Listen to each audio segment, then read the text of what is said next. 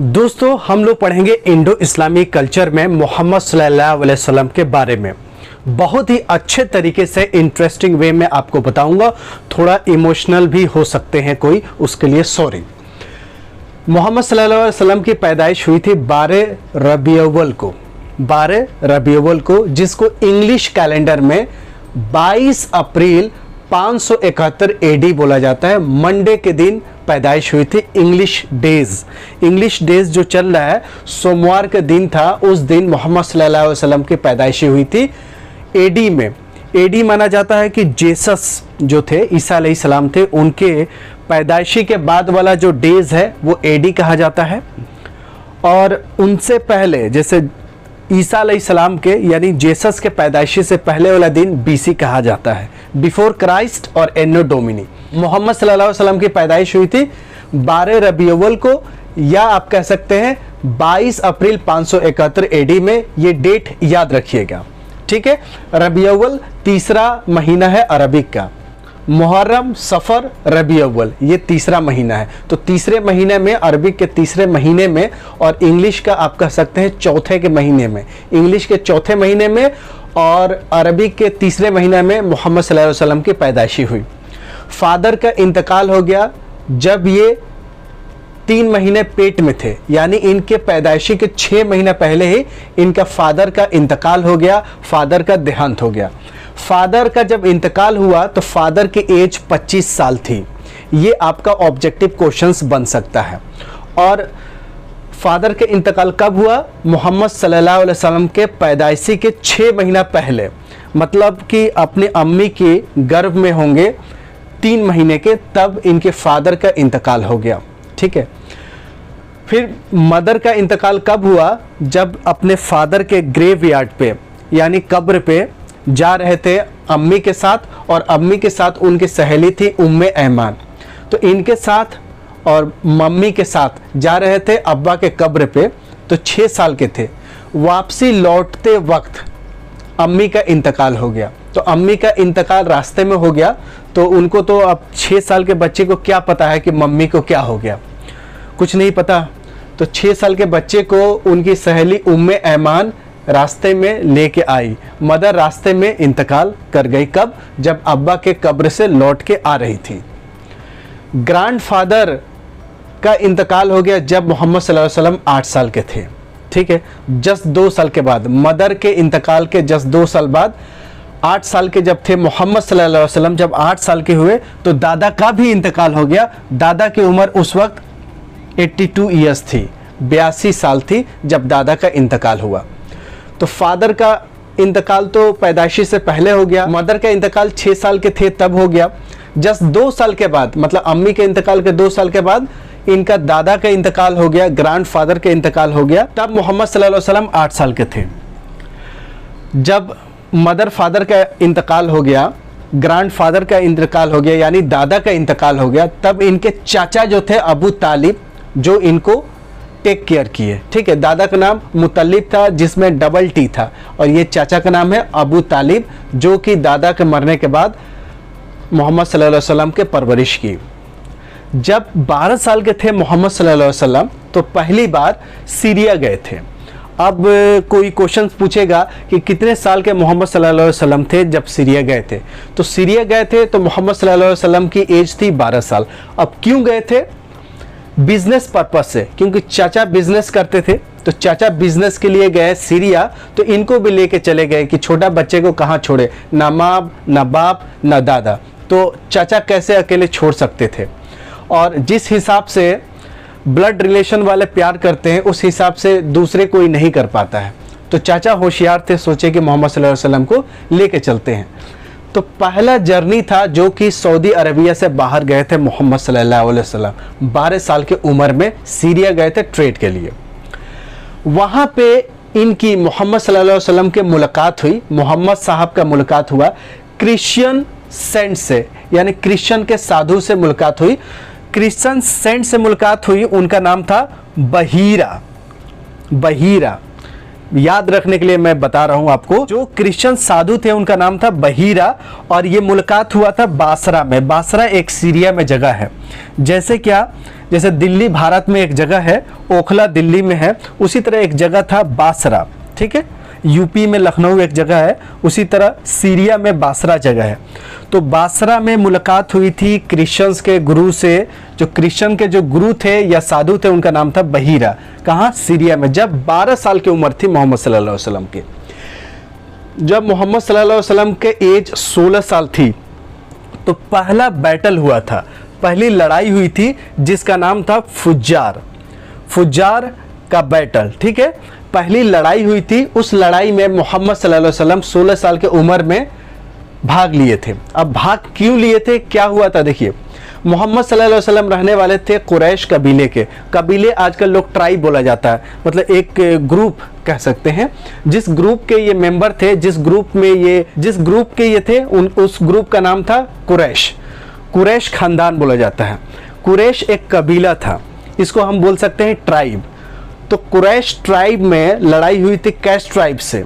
तो दोनों ट्राइब में 2 गोल गोल सर्किल बना दिया, दोनों में लड़ाई हुआ था। जिस लड़ाई का नाम था, जिस जंग का नाम था, जिस बैटल का नाम था फुज्जार।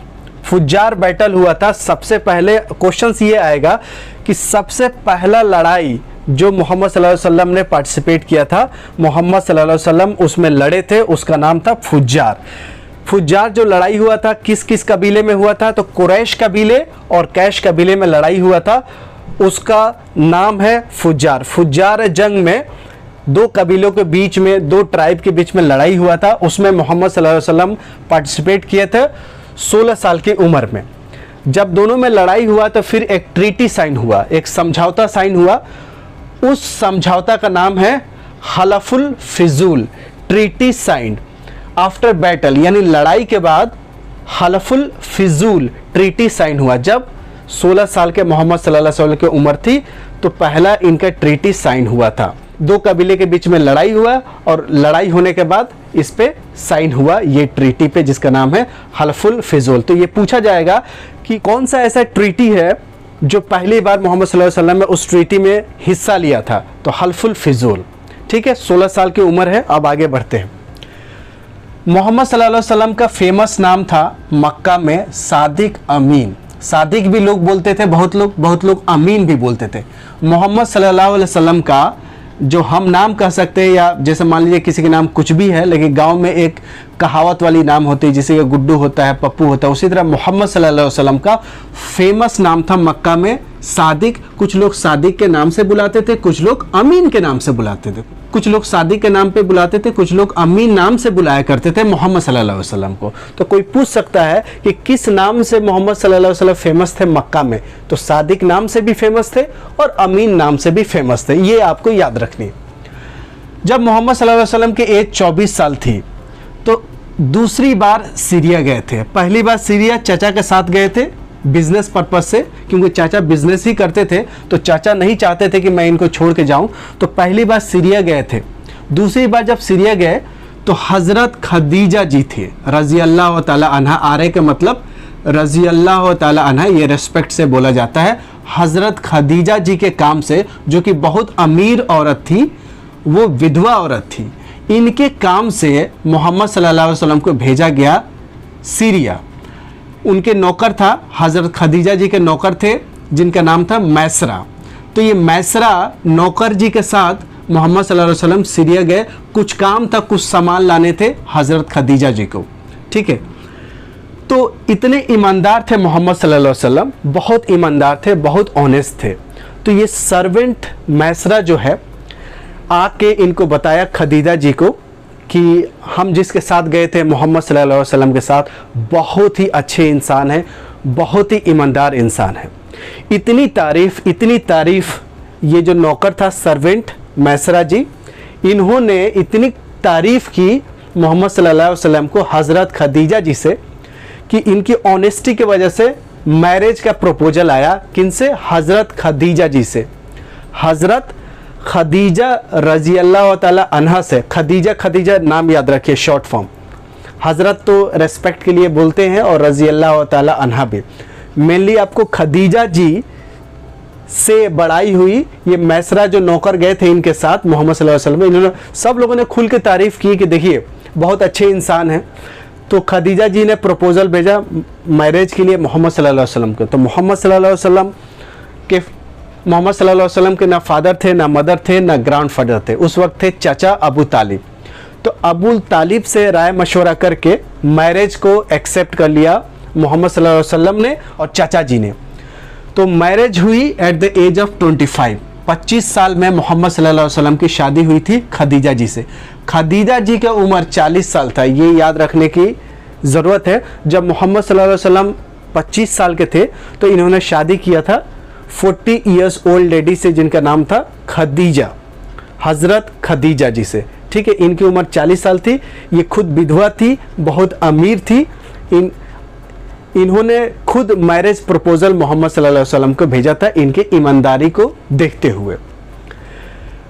एट प्रेजेंस शादी पे दोनों अंकल प्रेजेंट्स थे, दोनों लोगों के अंकल।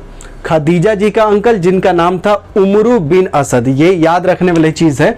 खदीजा जी का जो चचा थे उनका नाम था उमरू बिन असद, और मोहम्मद सल्लल्लाहु अलैहि वसल्लम के जो चाचा थे अबू तालिब। तो अबू तालिब जी ने निकाह पढ़ाया,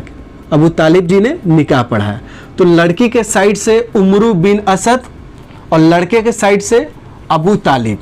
तो ये मोहम्मद सल्लल्लाहु अलैहि वसल्लम के चाचा थे अबू तालिब जी, और खदीजा जी के चाचा थे उमरू बिन असद। दोनों लोगों को प्रेजेंट में मोहम्मद सल्लल्लाहु अलैहि वसल्लम की शादी हुई थी 25 साल के उम्र में। इनकी वाइफ जो थी 40 ईयर्स के एज में खुद विधवा थी।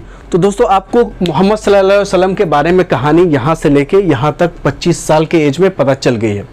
अगली वीडियो में 25 साल के बियॉन्ड लेके आएंगे कि कैसे प्रॉफिट बने, कैसे कुरान नाजिल हुई, और भी बहुत सारे इंपॉर्टेंट बातें। आपको ये वीडियो देख के एक मोटिवेशन मिला होगा कि इंडो इस्लामिक कल्चर कैसे पढ़ा जाए, क्योंकि इंडो इस्लामिक कल्चर सब कोई नहीं पढ़ाता है, और कोई भी क्वेश्चंस आता है एग्जामिनेशंस में सबका एक ही मार्क होता है, सबका वैल्यू एक ही होता है। मैथ का एक क्वेश्चंस होगा उसका भी वैल्यू एक ही होगा, और जो साइंस का होगा उसका भी एक ही होगा। इंडो इस्लामिक कल्चर हो, जीके हो, इंग्लिश हो, तो सब सब्जेक्ट बहुत ज़रूरी है। जैसे सारे फ्रेंड्स ज़रूरी होते हैं उसी तरह सारे सब्जेक्ट ज़रूरी है। सबका वैल्यू एक समान है, कोई सब्जेक्ट ना कमज़ोर है ना कोई सब्जेक्ट मजबूत है। अगर आपको एंट्रेंस एग्जामिनेशंस क्लियर करना है तो सारे सब्जेक्ट्स पे बराबर ध्यान देना पड़ेगा। खुद से पढ़ते हैं तो थोड़ा बोर होते हैं, वीडियो देखते हैं तो थोड़ा एनर्जाइज हो जाते हैं और एक जान आ जाती है तैयारी में। और मैं कहानी की तरह बता रहा हूं तो आपको थोड़ा सा इंटरेस्ट भी जग रहा होगा। तो मुझे उम्मीद है कि जो मैं बताया आपको याद होगी। नहीं याद होगी तो फिर दोबारा तिबारा वीडियो को देखिएगा, ज़रूर याद हो जाएगा, क्योंकि मैं कहानी की तरह बताया था। और आगे ऐसे वीडियो और भी आपको मिलेंगे ऐप पे, तो ऐसे और वीडियो आगे मिलेगी। तब तक you take good care of yourself. जय हिंद।